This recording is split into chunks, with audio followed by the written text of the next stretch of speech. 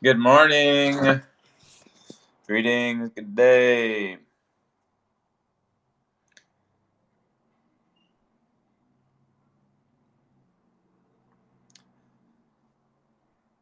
All right, we're just getting fired up here, people. Hello, Justin. Justin, I invited you up. Make sure you're on your mobile phone if you're not already. Gregory, how is the farm? Are we in chromatic splendor zone yet, or is it just starting? Oh, it's yeah, we're at peak. We're I think we're just passing into peak here. It is absolutely stunning.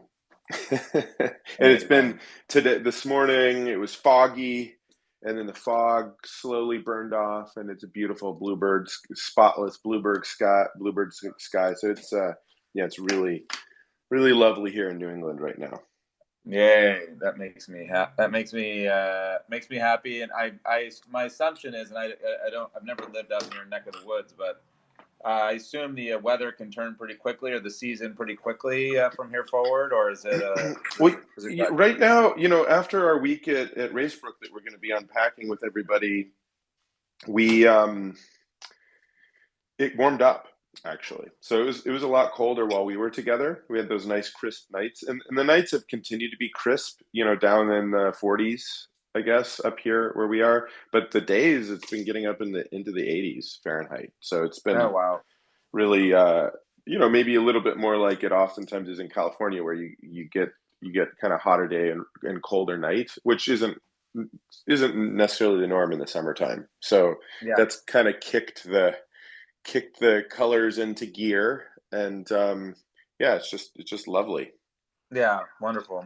Well, yeah, it's yesterday I spent my sunset at the beach here in Santa Barbara, California. It was about 82 and absolutely stunning. The sunlight just sets differently in this time of the year, and it's yeah, it's a pretty much the summer goes at least until end of October these days, which is a little weird, but it is what it is. So anyhow, all right. Well, it looks like people are filing in. Welcome, Tony. Welcome, Justin. Sev, great to see you and our friends in the audience. This is going to be somewhat of an open jam. So if you're feeling inspired to come jam with us, please do so. We're going to talk about Racebrook and Climate Week. A bunch of us in the Regen ecosystem spent more or less 2 weeks floating around the East Coast, in New York City at first with I think, for me, a really eye-opening climate week. I'd never done it on the East Coast. I've only done it in San Francisco. But it was very cool time together, punctuated at the end by a really great gathering hosted by the Regen Foundation and the Earth Law Center. And then we ended up over in Racebrook in Western Massachusetts, which is this beautiful old lodge that Casey and his team have been dutifully taken care of. We've gathered there as a kind of more tight internal Regen team several times over the years. And this was the first time that actually really by intention we had gathered community members to this location to really discuss as a community the future of Regen Network, kind of where we're at, where we're headed, and had some absolutely illuminating conversations. So we're going to unpack a lot of that today. We have a number of folks that we've asked to join us. Um, just remember, if you do want to hop up on stage, you can hit the request button, and you have to be on your mobile phone. So, with that said, Gregory, do you want to kind of organize, from your perspective, maybe how we approach this conversation? It just felt like we covered such a dramatic amount of territory together in Racebrook and really at Climate Week as well. But as you kick off, like how you see this discussion going?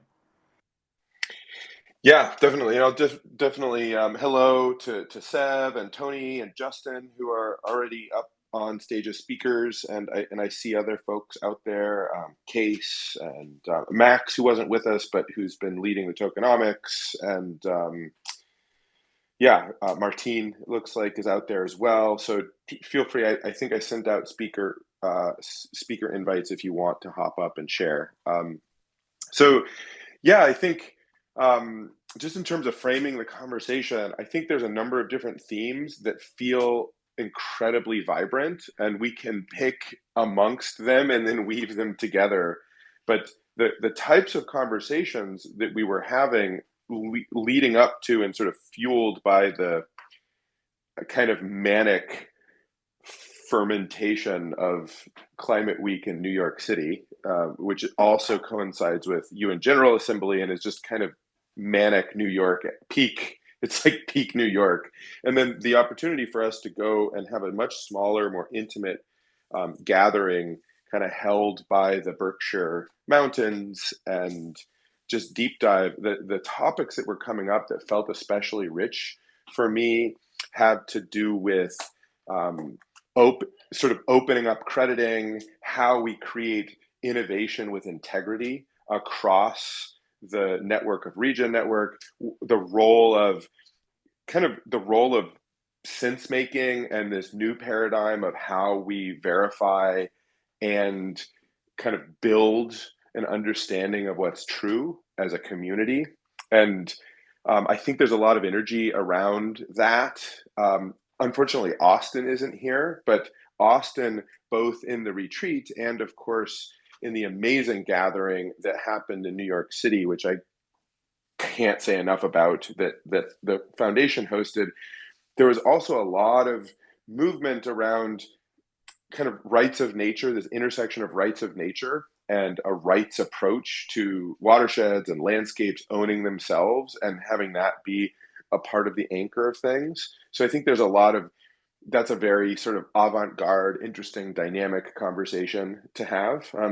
But I think I'm also just excited to just unpack and hear where people are at. That obviously we're in week one post gathering, and there's been a token economics call that followed up on a bunch of active conversations that took place, and there's been a community call, both of which were really vibrant sort of next steps. So there's just so much moving. I couldn't be more excited. So my framing is there's a couple of awesome topics to dig into.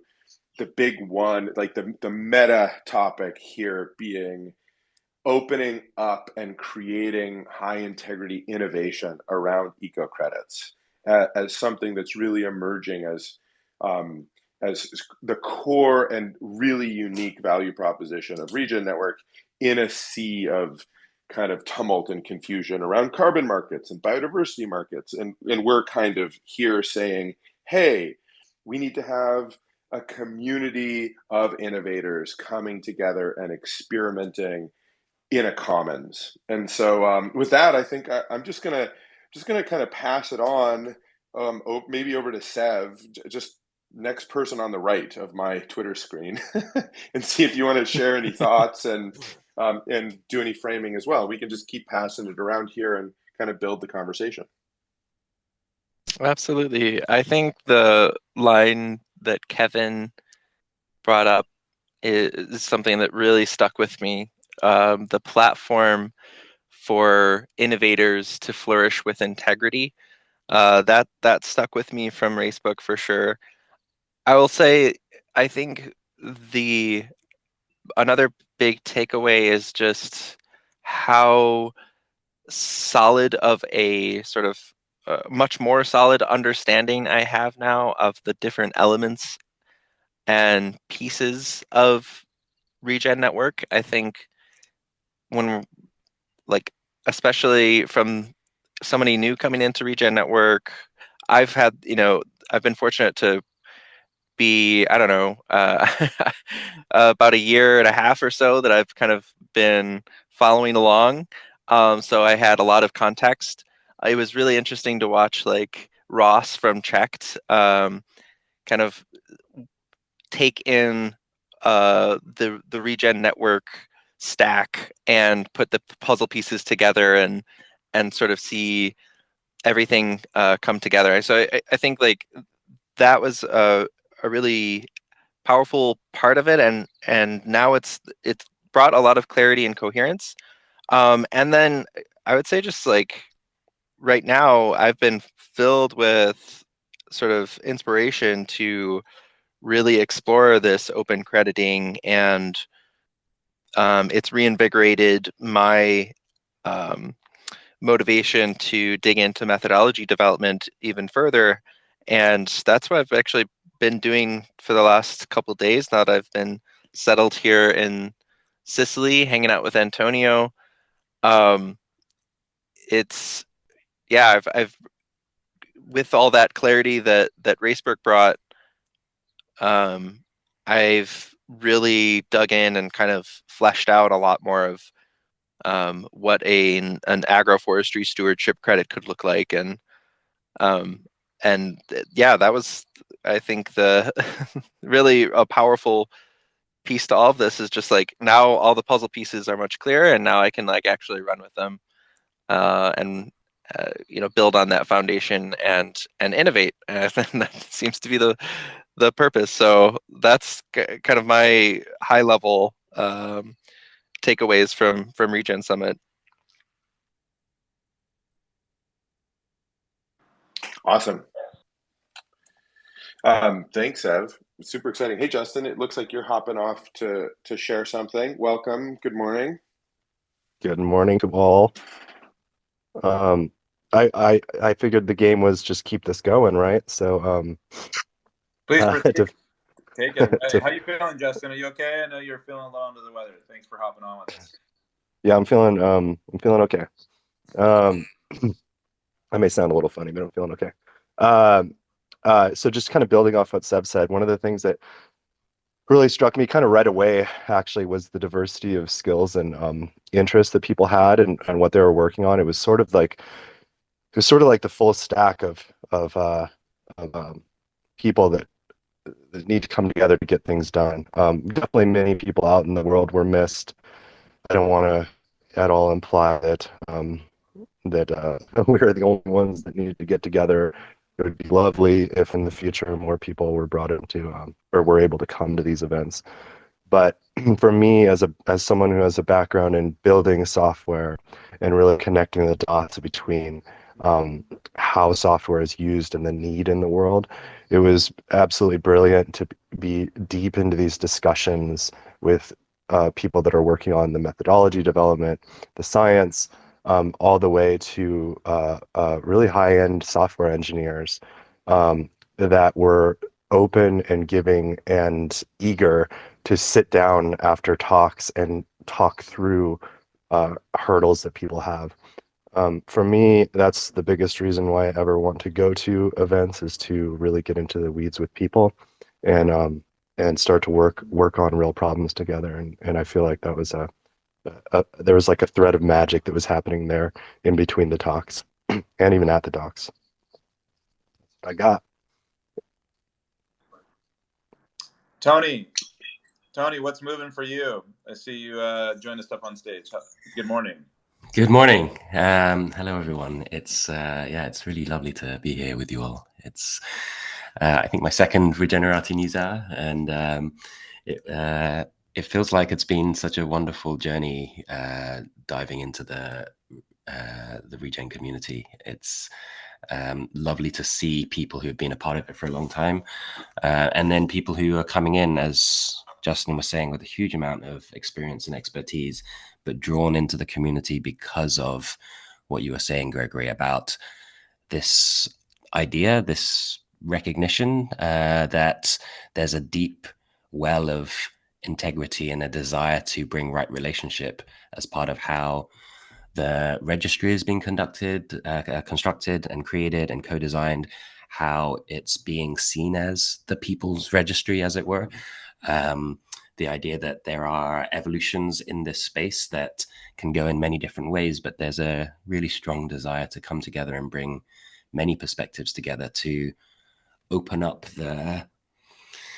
to borrow the words of my friend Jake Hartnell, this alien space technology that we've sort of been pulling together, and the powers of that I don't think are really fully understood, especially when put in the context of an open source set of principles and ethos. And all the different, I think, people who care about the commons, who care about the public good, who care about this idea that there are things that are greater than each of us as individuals that we can really come together to create together using these technologies, but also recognizing that they're not the first and most important thing, that there are so many communities and networks out there who are building incredible solidarity amongst themselves, mutual aid groups, groups in bioregions all around the world who haven't really used technology as the first and foremost thing, but have been able to create a mechanism of coordination and trust and governance. And I think that focus on those communities and those inherent dynamics of social technology that people have been using for generations, how those get overlaid and turbocharged with these people's registries, I think that's the really exciting thing. And to see people coming around because of that desire to build that out as a public utility, in a sense, as something that has integrity that everyone can join in on. Yeah, it's incredibly exciting to see. And it comes off the back of a few gatherings that we've been having together, that we've been loosely theming around a process called eco-weaving, this idea of weaving between different people, places, and projects through the stories and the embodied coming together as individuals in ways that allow this kind of trust to be built, and recognizing that, as I was saying, this is the kind of process that has been taking place all over the world for generations, often struggling against a different set of stories of separation, extraction, market efficiency, and sort of the dynamic of, as it were, transactionality and enclosure. And I think whilst there are definitely various different, really, really interesting aspects of what it means to create a market and create marketplaces, I think doing so within the context of this idea of seeing together that Austin speaks so beautifully about in his recent article that I just posted up again, and this idea of collectively seeing together, collectively acting together, and being able to step into that collective potential. I think, yeah, we're just beginning, but it's incredibly enlivening as an individual to be amongst people who are resonating in this way. Thank you.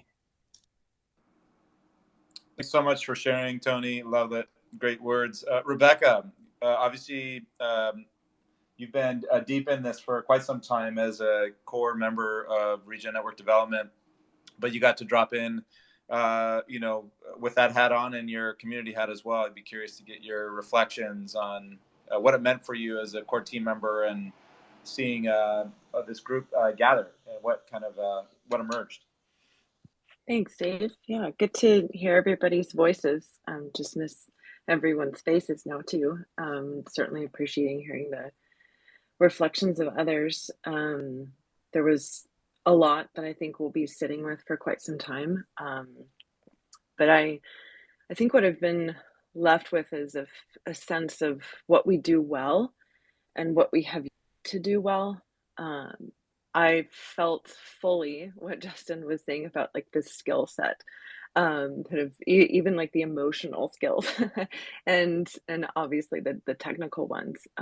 But we do that well. Like we have the wherewithal to build this incredible software and to fully utilize blockchain and to develop the data tooling that's needed. I mean, certainly on my end, where I'm more deeply situated in the science, where we're knee deep in methodologies and how to measure, monitor this or how to quantify that.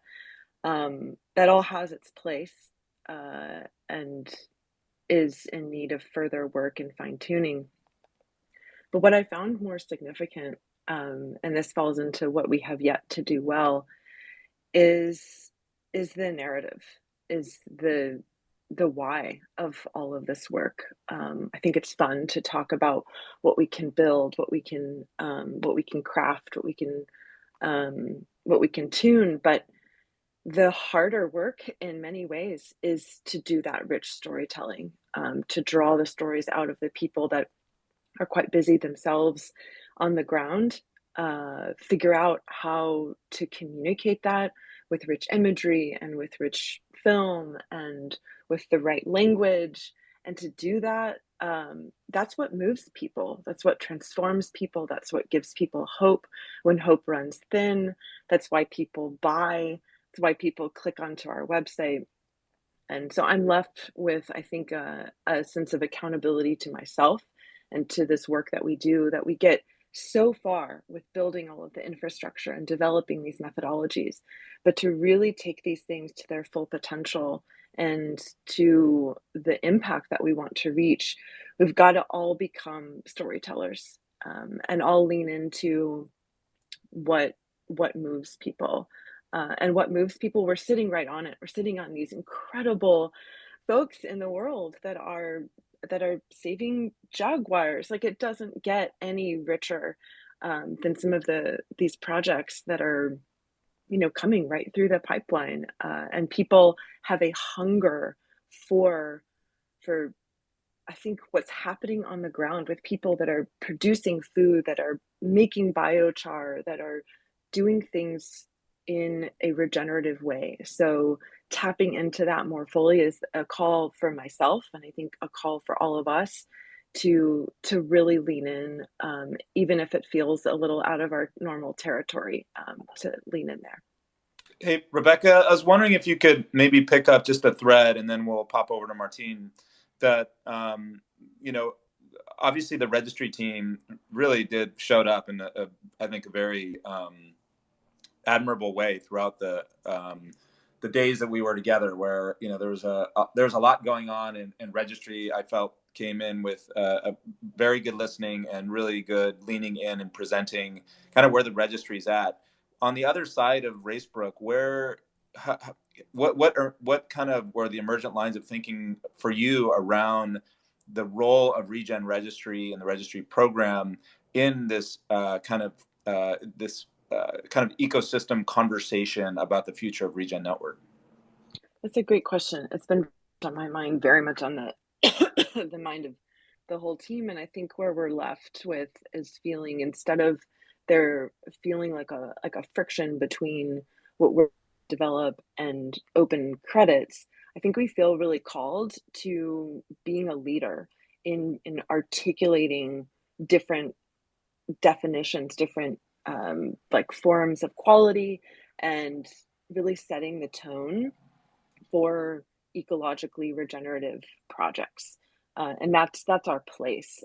So we're actively having conversations now about how that's defined and what's the threshold, and how can we lead within Regen Network, instead of kind of bifurcating lines, because we love the projects that are interested in running with open credits, and we're on the side that would technically, operationalize a lot of those, to a certain extent. So I think that as much in the weeds as we are, with getting some of the registry projects landed and figuring out a lot of our own kind of value proposition and developing our website, I think we're left feeling like a sense of ownership for Regen Network in a way that feels renewed, and even ownership when it comes to open crediting and like supporting that work and giving it some examples really of how that can be done. Awesome. Thanks for sharing. Appreciate that. Martine, you're a Climate Week veteran. You've been following Regen Network for quite some time. You shared some alpha with us about a new credit class or credit that you're going to be developing, or you've developed. Just tell us what's moving for you after spending a few days, and also, if you have any reflections on, I'm curious just on where Climate Week landed for you. And you've been to a bunch of these, a bunch of the UN gatherings. Tone, what was the tenor or the temperature of this Climate Week for you? And then dropping into Racebrook, how did your time end on the East Coast? Thank you, David. Hi, friends. It's great to be here. Yeah, I'll start with that juxtaposition between New York Climate Week and Racebrook and Regen Community Gathering. I was just thinking about it, and I don't know if people have been to the Grand Canyon right after being in Las Vegas. I've done it a couple times of driving to the Grand Canyon from California, and there's always this view of Vegas and its shiny lights and these sort of facades that has a lot of play into it, but make believe. And then you go to Grand Canyon and it just feels so real. And I'm using this analogy because it felt a little bit like that moving from Manhattan in the middle of New York Climate Week, where we're back to back in cocktails and receptions and talking to philanthropies and partners, which was also extremely powerful because it's also a lot of allies from the world coming together. But there's still a lot of make believe in some sense, and talk about what we could be doing on climate change, and then suddenly moving into Risbrook with a community and dropping in and feeling what we're all really powerfully together here to do, sharing a sauna, doing a jam, and going deep into technical stuff. So that's, as I was reflecting on those two experiences, that sort of feeling came to mind. And to me, really, on both sides, and particularly on the retreat, it's the quality of the people and the honor that we have of being able to walk this earth and in service of this earth with fellow, let's say, eco warriors that we're working on this together. And that's something that's very powerful. It's worth really experiencing. It helps us remember that we're not alone, helps us remember that we're extremely powerful when we work together, and that I really like what Becca just said in terms of collective ownership. I've been doing different sort of like facilitations and design sprints with people around to figure out what they could collaborate on. And always what makes sense is when people feel that they end up co-owning that thing that they're creating, because they just really have a lot of buy-in. And that's also something very powerful I felt also in the Regen retreat, that also I really enjoyed how it kind of connected with eco-weaving community that Tony's been helping also weave, because when you see different communities come together and then create co-ownership between them, it's even more a multiplying effect and very grounding. And then there's a couple of highlights for me in terms of place-based opportunities in the context of eco-weaving. When we started having some discussions back in the day, they relate a lot more to these macro visions of climate coins and nature-based currencies, and that landed a lot more real when it sort of really kind of anchored itself into the Amazon and the Amazon sacred headwater. And so it was very powerful to then see that connect into the Regen retreat with Per Espen sharing about the Jaguar credit and how that connects with so many other things that the community has been working on. And so I particularly, just sitting there in the audience listening to this, also get very excited about being able to support the development of a first Jaguar credit or Amazon stewardship token credit class. And that was also another good segue for me, sharing the marine biodiversity credit methodology that we've been developing at Open Earth, which was designed in a way that could be very relevant for land-based biodiversity credits and other mechanisms of stacking ecosystem credits, including, if people are familiar with ecological benefit framework, which also came out of an amazing, very grounded gathering out of this extended community in Colombia last year. And so I keep looking forward of how all these things sort of come together and coalesce into important projects that blend everything of this community stands for. And yeah, I mean, other than that, I am now just recovered from New York and all the trips, and back in California, and now working to push out the marine biodiversity credit into open for public comment in the Regen methodology library. And we'll be reviewing the ERA methodology there as well, which is the one that's being used for the Jagger credit. And tomorrow, particularly, I'll be connecting with the team on how to support credit class administration, which is something that we've been part of working on in the Regen community. So super overall powerful and rich for me, and I already miss the vibes. Over to you, David.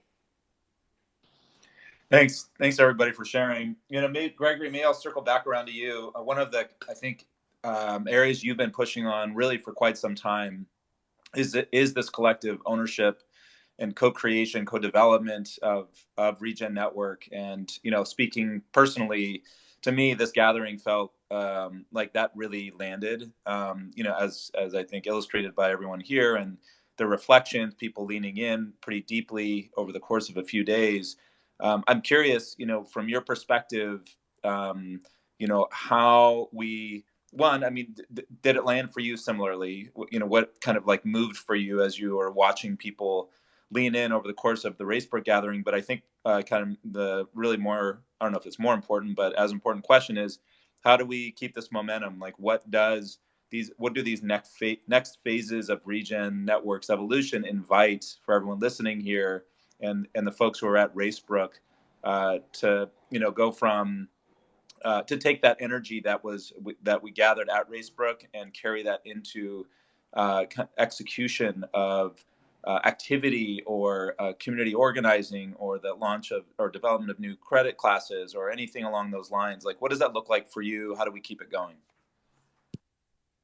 Yeah, I mean, a couple of top level things. There's a lot there, but I think the excitement that I feel, I feel like we went through a portal kind of at the retreat, in which it became much more clear to a critical mass of those of us who, as Martine was pointing out, many of us are sort of we're walking this path, we're cooperating, we have community. But what became really much more clear is the way in which Regen Ledger, as a community owned and operated digital infrastructure, makes it possible to coordinate amongst that community. And I think there were several different moments, like Sarah Bax, who isn't with us on this call, but was at the summit and is an amazing leader in the community. When she walked people through the testnet version of being able to create eco credits, right, and sort of showed the process of what it can look like when we have open crediting, right, combined with the registry team and Becca, Giselle, and Sam giving presentations about how, the learnings and the next steps for Regen Registry as kind of a social process and program for helping people improve the quality and rigor of credits, and kind of combining those two with enough time of everyone who is gathered there thinking and exploring kind of the functionality and the reality of what does and does not exist. It's like we came out the other side of that, seeing how these marine protection biodiversity credits that Martine and Open Earth have been leading. Okay, how does that practically, tangibly land? What are the next steps? You can start to see the whole working, as well as how that reinforces and supports the really important work of the things going on the ground. The ancestral stewardship crediting approach that uses jaguar habitat and jaguar protection to support indigenous territorial sovereignty, for instance, or the ability for a biodiversity marine protection area credit to reinforce a nation state's jurisdictional territorial integrity to preserve important marine habitats, or this sort of dynamic of centering ecological function over a specific carbon outcome with the fiber shed, regenerative grazing credits. So we get these grounded examples that frankly have taken years to develop and collaborate and do science, but also legal and economic work to try to generate a pattern that matches a specific place. Meanwhile, we've had this parallel path of people taking years to develop a software that is modular, open, flexible, composable enough to unify a global community of people in taking local action and having innovation and governance really in the hands of local land stewards and science groups, and getting the funding fair and distributed efficiently. Those are, like, we're managing all of these tensions together as a community, where we're saying we need to find a way to both be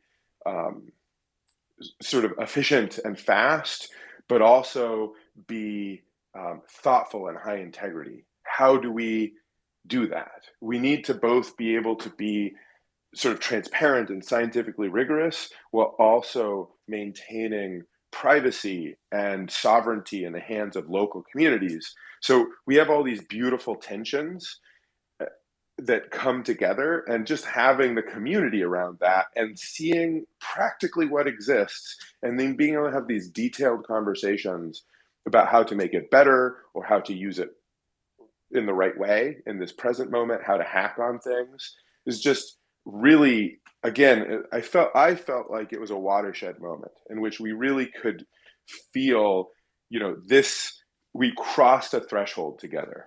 There's a we here, and we have a commons to operate, and a set of some implicit and some explicit rules, and some very clear pathways to continue evolving that. So, as someone, as you mentioned, Dave, I've been very passionate and adamant as a founder of the project that this has to be a we, there has to be a plurality. It can't be centered on what I think is right or what other founders think is right. And at the same time, there has to be sort of a unifying set of values and principles, right? And as people uncover and resonate with those values and principles, they step in and take leadership and say, this is what needs to happen. This is the type of crediting approach, or this is the type of digital infrastructure.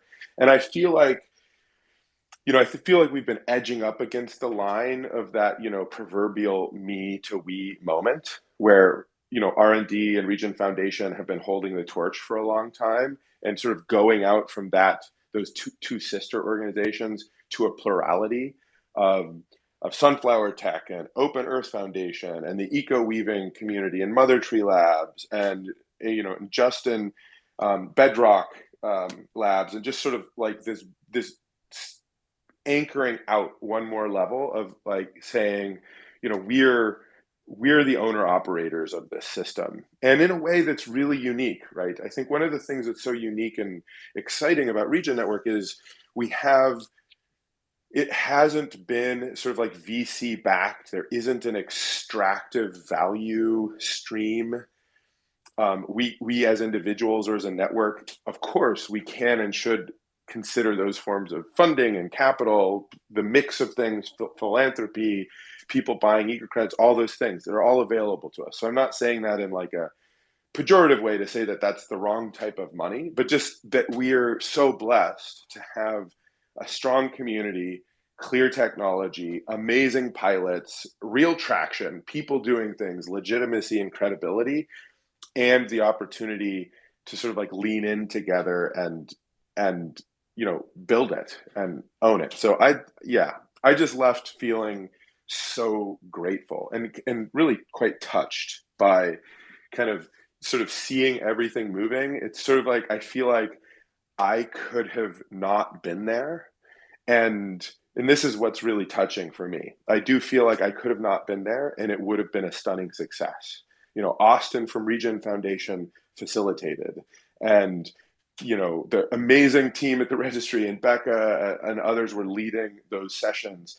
And I got to just kind of be a, almost like a coyote in the back, chiming in with perspectives or context or asking questions which is such a different way of leading, right? I didn't have to be, I'm still there, I'm still present and engaged and so excited that sometimes I couldn't help myself but interrupt. But, just noting that it's a very different way of engaging with a community than sort of like having the weight on my shoulders.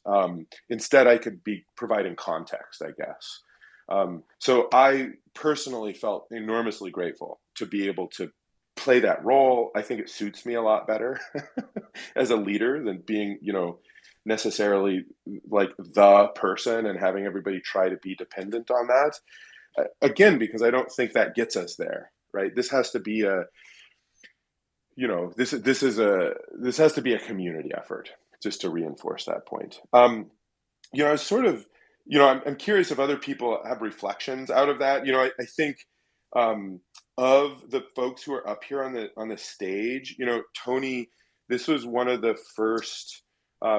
This is your second Regenerati News Hour, as you mentioned. I think that was your first sort of region-centric or more region-centric gathering. And we've been doing these amazing eco-weaving, and you've been leading sort of a multifaceted, multi-textured community through many similar questions. And I just, value in a way your reflections to us and the rest of the community about your experience, kind of dipping in and seeing that watershed moment that I experienced. So I'm curious if you have reflections on that. And I'm also want to invite up, I see Michael out there and Jimo and other folks. So if people want to chime in with your experiences, please do. Thanks, Gregory. It's one of these beautiful expressions of a organism, I think, to actually open its boundaries in a way that is both welcoming and also vibe creating, and that requires a balance of in some ways a ethical membrane that does exclude certain kinds of approaches or energies, or at least calls in a different kind of energy. And this speaks somewhat to what Martine was talking about. There is, when you get through that, in a sense, that ethical energetic membrane, there's a different kind of space that has been nurtured, that is both diverse but also resonant.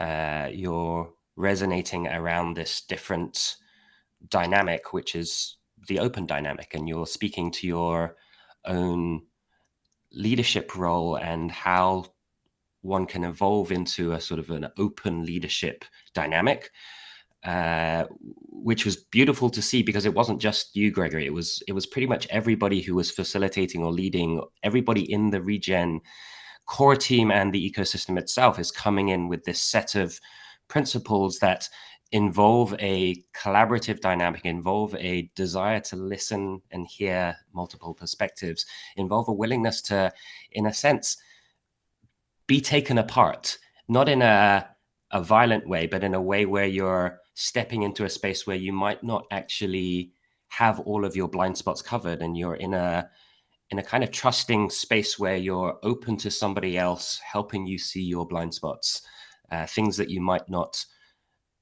normally get given, because it's energy to engage with someone and try and help them to expand their sensory capacity. And again, I kind of want to come back to this notion of what it means to be a true collective. And I think it's that openness to sensing together, which requires a willingness to put aside your own perspectives for a moment and open yourself up to others, other ways of even making sense of what is worth knowing, what is knowledge. And I think we are sort of figuring this out still, but I think the energy and the willingness to both figure and also sometimes get things wrong and have the space where we can call each other in to be open to that. I think that it's so precious, and it doesn't happen in the wider world. It's there's a lot of pre-assumptions about what it might mean if somebody sort of says something, and it's often very hard to engage, especially on social media or on a sort of non-embodied communicative environment. We've seen various different flame wars take place and a sort of a polarization of opinion. And I think the opportunity to be together in person and have these kinds of spaces where you can hold each other as resonant beings, and even if we're going down a path which doesn't feel comfortable, is sort of sitting with that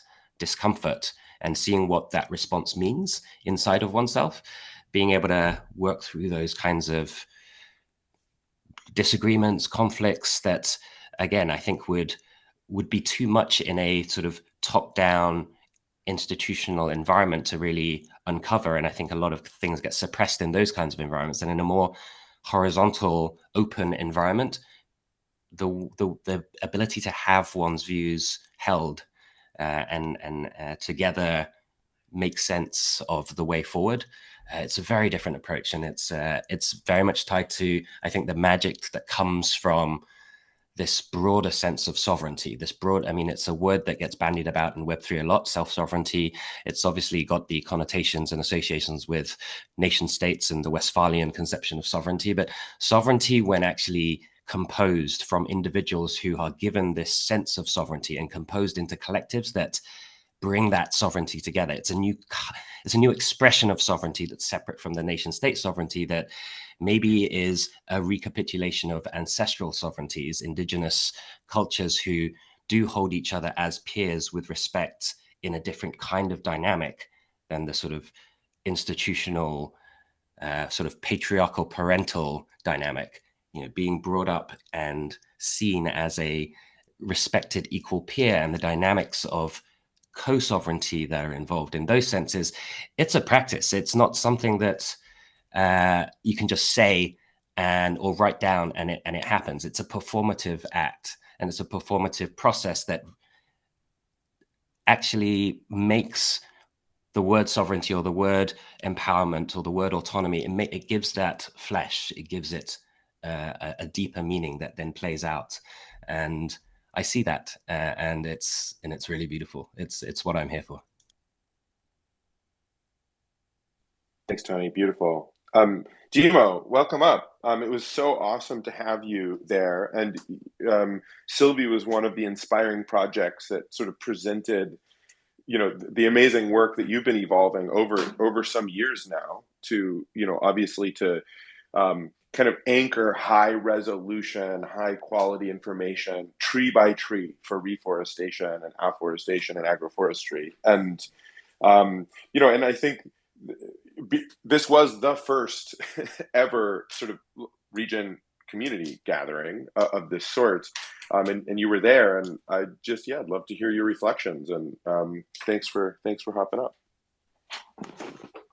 Yeah. Wow. Okay. Definitely. Oh, that was wrong guy. It was so incredible to be there. Tony, you must be speaking on your handheld microphone. Your voice is just so crispy. Unfortunately, I'm on my headphones. I hope you can hear me well. But I'm personally super excited about sort of the race between permissionless and open credits versus sort of the more vetted, gate-kept, peer-reviewed system. Not that there's anything wrong with that, but that I think the registry now is in a place where it allows for a more iterative process, more community led flagging and contribution. And I think this will really allow for emergence around what sticks and what might be mimetic and what might work. So I'm super excited about working around trees specifically. I was very inspired by Open Earth, and sort of some of the white papers around nature-backed currencies. I'm looking forward to trying to contribute to that work. But yeah, just wow, it was incredible. I can't wait for the next one, and I can't wait to get to work. Already meeting Sarah tomorrow with regards to the Open City credits, and still figuring out how many of these things will come together. But I'm on it right now, working in a coffee shop on everything we're discussing. So, cheers, guys. And Michael, thanks for hopping up. Over to you. Similar, you haven't been such a long Regen community member, so this was sort of like a deep dive into the mix of this. Thank you so much for coming. And I know you're kind of in a parallel way tracking the larger kind of evolution of a new epistemology around how we make sense of the world and generate truth, and how we do that as a community, and kind of dove right into this community doing that centered around ecological health and claims and value. And so, yeah, just would super value your reflections.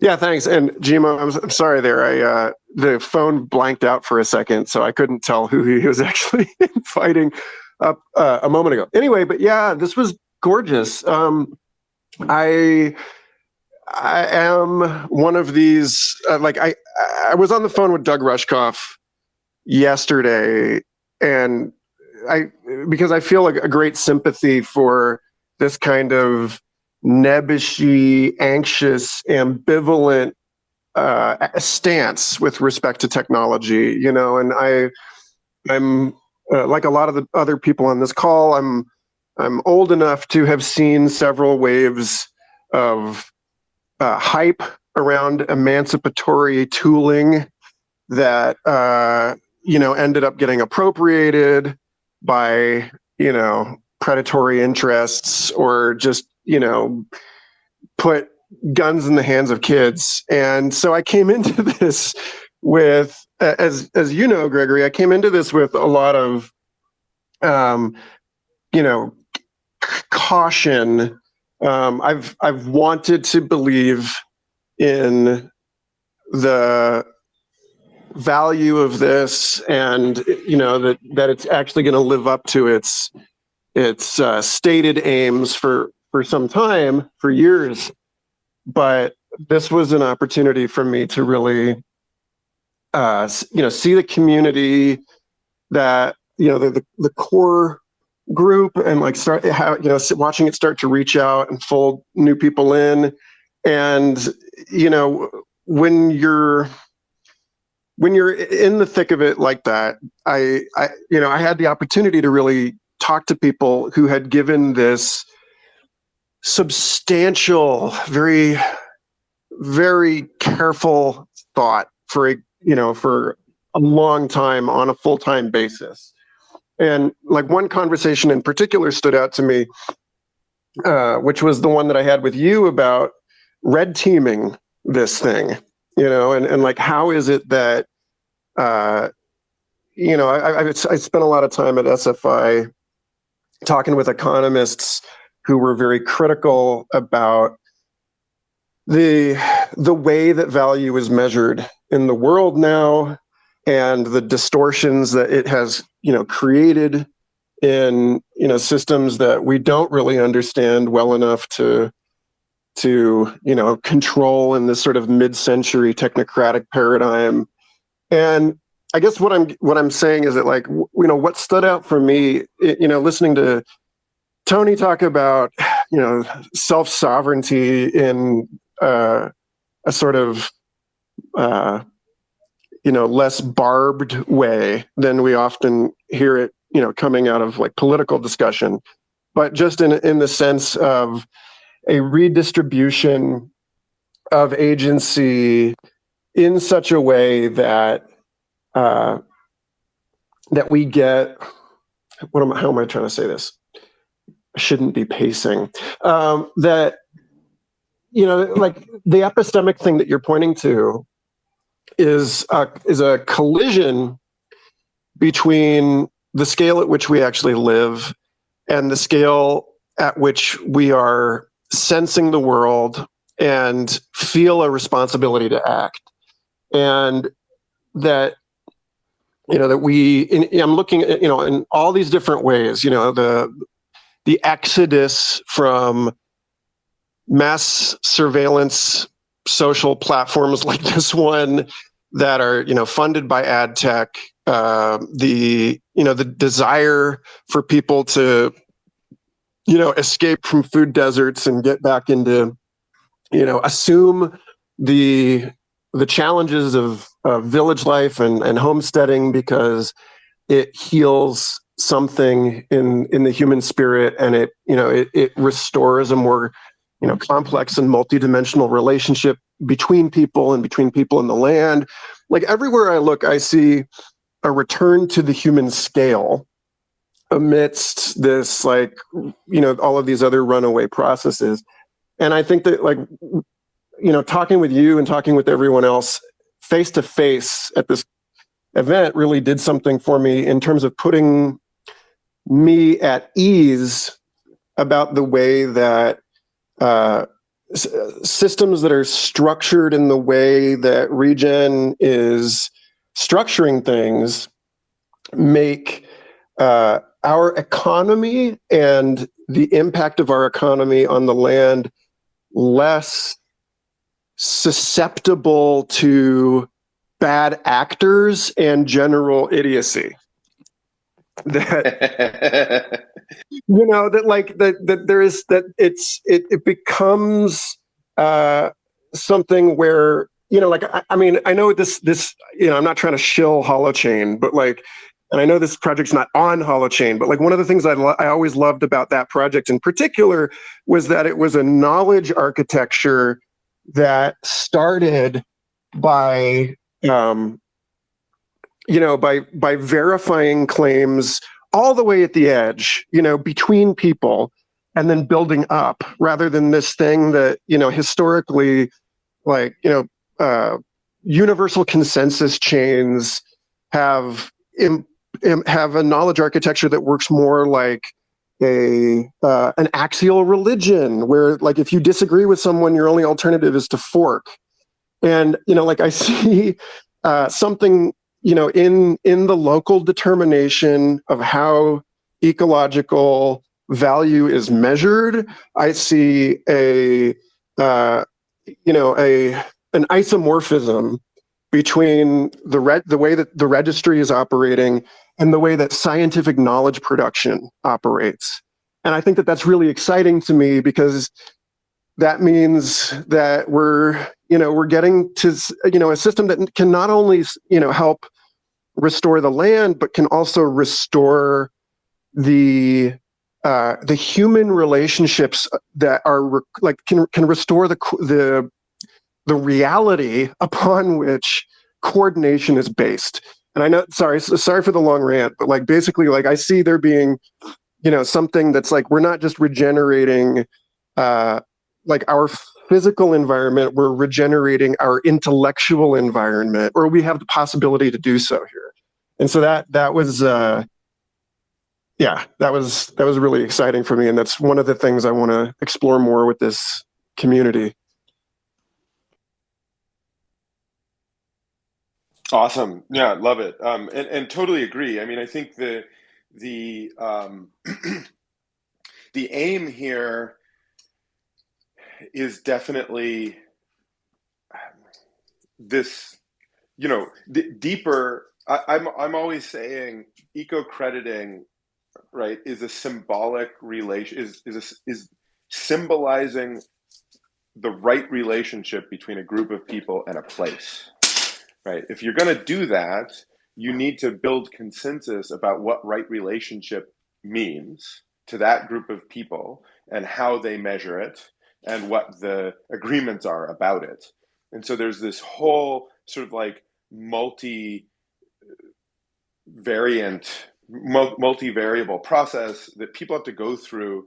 And at the end of the day, the most common example of this, and the most banalized and the most attacked, that people see and is becoming more and more, ubiquitous and just oh yeah, that exists, is carbon credits, right? And so sometimes people are like, oh, Regen Network is about carbon credits, right? Because we've waded into that domain to sort of apply first principles to see if we can kind of generate results that are as good or better than the existing sort of top-down hierarchical bureaucratic approach to making a claim and sort of enforcing it and creating value. Turns out we can, we can like sort of meet or beat that level of precision and accuracy. But really what the revolution is, and I think this is why, just to resonate with what you're saying, the deeper revolution here is coming from a new paradigm of how we come together and acknowledge the value that requires communities to steward. And that is just as much about kind of truth and reality as it is about ecosystem health. And I'm kind of a strange person, but I would argue that the closest thing humanity has to an objective reality is our biosphere and ecological health. That's the thing. So in a weird way, if you want to solve like the epistemic meaning crisis and the post-truth world and AI spam and surveillance capitalism and all of the things that are tearing apart the fabric of our politics and our economy and our personal lives. Honestly, to me, the nodal intervention, like the acupuncture point for kind of that whole fractal mess that we're in, that people call the poly crisis or the meta crisis, boils down to using creating collective tools for people to ground themselves into the relationship that they have with ecosystems, come to consensus about the ecological health that they need to be stewarding, and generate value exchange systems about that simple thing. And of course, it's complex and it's multidisciplinary. And we have people engaging in that in domains as far-flung as the Amazonian basin and the creation of ancestral stewardship and indigenous-led crediting systems, to marine protection areas, to soil carbon credits, to ecological function credits. It's like where the rubber hits the road, and that big vision that that you're speaking towards enlivening you, Michael, and that I'm sort of like resonating with and saying like, yeah, that's the acupuncture point right there. Where the rubber hits the road is these super tangible, amazing, inspiring projects where people come together and we get to experience not some like super crazy abstract story of blockchains and AI and all these things, but something that's incredibly tangible, where there are millions of hectares being protected. There are farms being regenerated, and there is sort of new ways of sensing, acoustic monitors or IoT devices, or just plain good document, just good data collection, even the old-fashioned way. It's very practical and fulfilling somehow, right? When you get people who as we zoom and we understand that big pattern level opportunity, but then we got dirt under our fingernails because we're taking practical, tangible action in specific places with people we care about. So I'm so grateful you got to experience that, and everybody else did as well.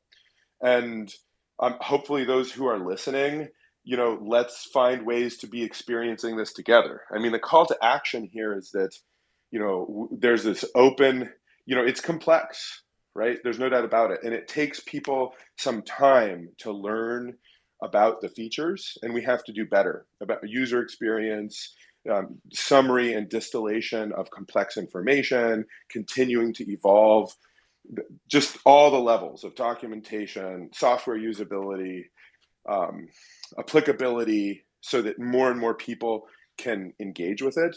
But we're on this journey to go from a world in which there's maybe something like 10,000 people who make their livelihood based on restoration, regeneration, and ecological project development, right? Maybe it's more, maybe it's 50,000, but it's not that many. And we need literally I don't know, 100 million people or more, a billion people whose livelihood is deeply related, whose vocation is deeply related to this, to the multiple things that need to happen to care for, restore, regenerate ecosystems, and to sort of monitor them, to listen to them, to be reactive and adaptive with these systems that we're a part of, right? So there's this monumental shift, this vocation of disciplines emerging from, you know, tens of thousands of people to hundreds of millions of people. And right now is the era of the prosumer. In this moment, this is the era of people who have intrinsic motivation and a high degree of capability and are willing to step in and like throw themselves in and like take leadership to try to make it easier for those who come next to break trail. We're still there. We're still in these very early days where the tools are clunky and the conversations are complex. And we're trying not to like over meme it. We're trying not to oversell it. We're trying to, as Tony was mentioning, be open and honest and transparent around the deeper paradoxes and challenges and unanswered questions, so that it isn't just a, you know, like a meme thing that oversimplifies things that are actually complex. But as I said earlier, I think we crossed we crossed the event horizon. There's a watershed moment that took place, and I think it's now, you know, there's a critical mass of people who have leapt in and are engaged and making those steps happen, that I believe it's sort of unstoppable at this stage. Even though it's small, even though it's tiny, the, you know, the commitment among is widespread enough amongst a talented and dedicated enough group that we're going to go through that arc. And, you know, at some point, Regen Network or our offspring, whatever that looks like, and however we need to mutate in order to actually get this done in an ethical, coherent, dynamic way, living way, we're going to go on that journey from it being, you know, hundreds and tens of thousands of people in this vocation space to hundreds of millions of people. And I'm, super excited about it. Sev, do you want to close us out, or we're hopping back on as speaker? Maybe had an interruption. I know we're about 10 minutes after. We usually try to keep it crisp. Sorry to go on a little rant there. I'm happy if someone else wants to do the last word here to close us out. Justin? I don't know if I'm capable of doing a graceful last word, but I did want to say some logistics. I think one of the things I took away from this about like follow-ups are a couple of small things, right? One is high-low. People are starting to lean on high-low as a place to galvanize around these kinds of things and really work on projects. I think we're in a moment where, like many have said on this call, developing methodologies, developing programs, figuring out how to actually marry the work on the ground with the technology, with the social agreements of what value is the crux in coming years. And for those that really want to kind of jump into that, I think our best place right now is to really kind of lean into the community, jump on high-low, reach out to people directly. I'm always happy to try to help connect dots if people need it. But fundamentally, just in the vein of collaboration, which has been spoken about a lot on this call, and action. Let's like work on really building that communication chain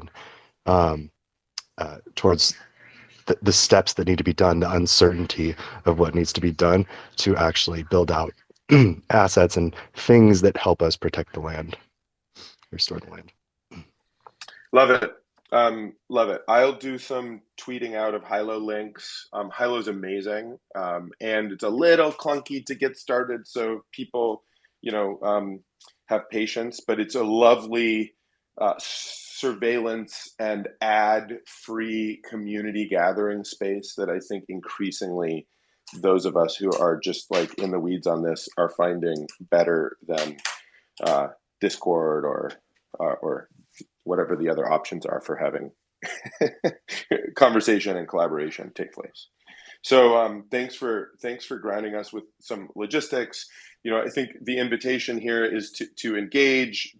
Of course, there's some public comments. As Martine said, there'll be a public comment period getting fired up for the marine protection area biodiversity credit. I believe there's going to be a reopening of the Jaguar biodiversity credit for public comment because there was so much energy around that, and public comment had already ended. So there's going to sort of be a reinvigoration of that one as it starts to be piloted down in the Amazon, which is very exciting. Yeah, and we'll kind of carry on from there. And as always, DMs are open, and feel free to ping me or other members of the community with your thoughts and ideas and questions and inspirations. And yeah, see you all out on the interwebs in the coming days and weeks. Thanks for joining.